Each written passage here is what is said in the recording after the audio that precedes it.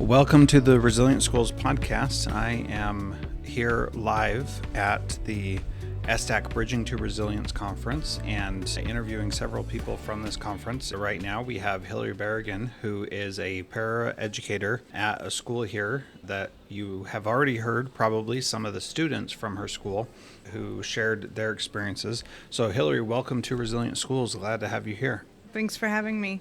My pleasure. Tell me about what the school is and what the purpose is. First of all, we are a trauma-informed center. What we do is we help teens and adults get their high school diploma. It's not a GED program. We work with school districts and people are able to get a diploma through the district. And then DAC as a whole is a consulting company. So we are able to use a lot of the practices that they teach to schools in our center to be full encompassing of the trauma-informed and peaceful schools model. This is your first year doing it, so it's not like you're an expert, but you're actually doing it every day, so you are an expert, right?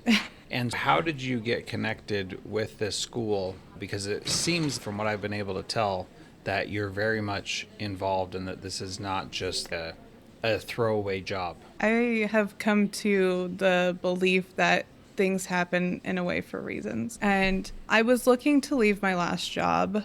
I had taken a summer job doing summer camp. And before that, I was working in a preschool. I saw the need for so much growth in so many areas within education. And so I was looking to expand, also looking for monetary advancement as well, because preschool, it's not the highest paying job, but I did love it and I learned a lot. I was looking at para positions and I had actually not heard of the Learning Center before. I had seen ESSDACK sign. I was not sure what they did, and I had seen it in other places that I've been around Kansas.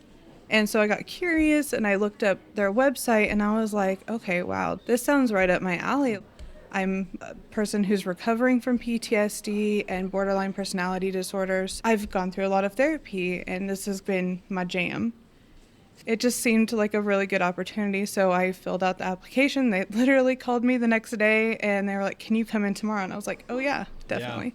Yeah, so it's funny because you and everybody who works in these kinds of situations typically love what they're doing and are really grateful for the opportunity. But it's funny because not everybody's cut out for this kind of work. What are some of the challenges that you are seeing that make you realize why it's a difficult job for some other people? You are very much getting secondary trauma most days. Also, there's just a lot of interactions that you have that can be triggering for people like me who have been through my own trauma. I get reminders of things that have happened through the other students' experiences, or they come in with their struggles and it comes out towards the teachers and the other people in the room. Learning how to navigate those things, I think, very challenging for a lot of people, and trying to just really go about things in a way that don't just extenuate the trauma that they're already going through, the pain that they're already having, and giving permission to just feel. Yeah. That can be hard. Yeah, that's really interesting. And the idea of secondary traumas is a real thing, and you can be reminded of your own tragedies, but then also you can experience something that you didn't even know was possible, that you hadn't ever been exposed to yourself, and hearing somebody live that on a daily basis can certainly be challenging. What are some things that you do to keep yourself safe and protected from those things impacting you too much? At the end of the day, there's a little bit of time before my day ends and my director's day ends. And so we usually have time to do a debrief. If not in the afternoon, we do it the next morning. I'm able to go to a lot of the sessions that they host, so I'm getting training a lot. Also, maintaining my own mental health is huge. I still go to therapy, and I still am learning more and more tools and just keep building that toolbox up. Also, I like to read. That helps. Going to therapy yourself, having support yourself, how does that help you relate to the kids that you're working with on a daily basis? It's given me a lot of good language to use because I've been able to witness what works for the situations that I've been in and the things that I've healed through. It's a model of a safe and brave space, right? I'm given that, so it's taught me how to be able to give that to other people too. That's good. I like that. What are your aspirations from here? Where do you see yourself 10, 15 years from now? I'm married and my spouse is from the Philippines. And so our goal is to hopefully 10 years from now be in the Philippines. And I would love so much to bring the knowledge of what I've learned here over there and start opening up more of those conversations about trauma and how it affects education and how it affects children as a whole and then how it affects people as an adult and be able to just expand globally. That's very good. I think that would be beneficial. Does your spouse speak Tagalog? Yes, she does. My phrase in Tagalog is matigas ang gulo ko, which means either you are hard-headed or I am hard-headed. I'm not sure which one because there's the other one, matigas ang gulo mo, which is the other one. Whenever I meet someone who speaks Tagalog, that's the phrase that I say, and it always makes them laugh. And Yes. when I lived in Alaska as a principal, we had a lot of students from the Philippines. So I asked one of my friends to teach me a phrase. He spoke Tagalog. I said, teach me a phrase that will make people who speak Tagalog laugh. And he said that was the phrase. And so whenever I would meet a parent, I would say, I don't speak Tagalog, but I do speak this one phrase. And it always made them connect with me, and I connected with them. And it was a really powerful thing, a really simple, dumb little thing that doesn't matter much, but also does have an impact. And that's my favorite phrase, and I love saying that to people because I always get a kick out of it, and so do they. I love that so much. And I know my wife would really appreciate it. I know from her experience, sharing anything from her culture with someone who especially is outside of the culture, it feels so welcoming. Yeah, that's good. So last question that I'd like to ask is, you're working with these kids on a daily basis. You see the struggles that they go through.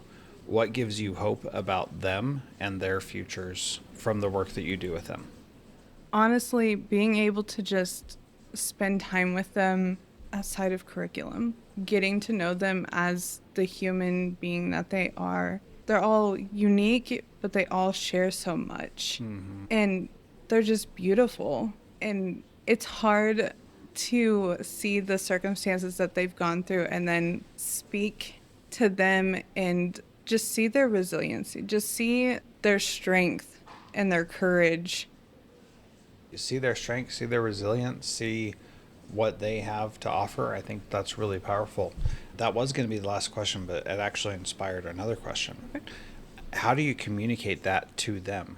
How do you help them see their resilience, their strength, their own power? So far, a lot of things that I try to do is share things with them, share stories of where we match up, share how life really just is what you make it. I would say I really try to show that to them with just holding space every day.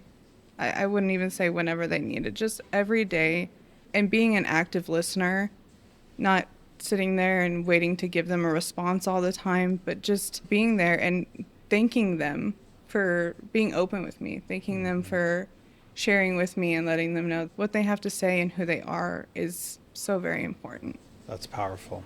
What is making this conference special? Honestly, I don't get very many chances to go out on the town with my students and spending the night in the hotel, being able to see them and go out to dinner and just being able to be with them outside of that and just really share some humanity together and have fun and laugh. It's just been so amazing and such a wonderful experience. And then I have also met so many wonderful people here, and everybody loves to talk. And I love that because I also love to talk. Yeah.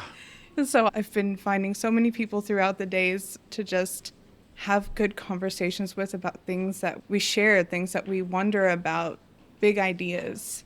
And that's been amazing. So the thing that's so cool about your answer there is that it refers back to what you said earlier about getting to know the kids in a non-academic way, and being able to come to this conference is because so many of your kids are speaking. You're working, so you're not just here having fun, you're working and learning, which is good. But then being able to see them in that different light and build those relationships. Everybody who goes to conferences goes for the interactions that happen between the sessions. That's the most valuable part. And so you're getting that at a high level with these kids that you work with on a regular basis, that I believe is probably going to pay dividends for months going forward. Oh yeah, that's definitely my hope, was to really get vulnerable outside of the classroom and share games and laughter and music and being able to ride in the car and everybody singing Backstreet Boys. Yeah. It's just a great time. Yeah, that's awesome. That's great. Hillary, this has been awesome chatting with you. Thanks so much for your time. And thank you for bringing your kids here and being there with them and helping them through this journey in their life. I appreciate it. Well, thank you for having me and sharing about the conference. I think it's a really amazing thing that ESSDACK does. Good. Cool. Thank you very much. This episode was edited by Carter Black as part of the Davis Catalyst Center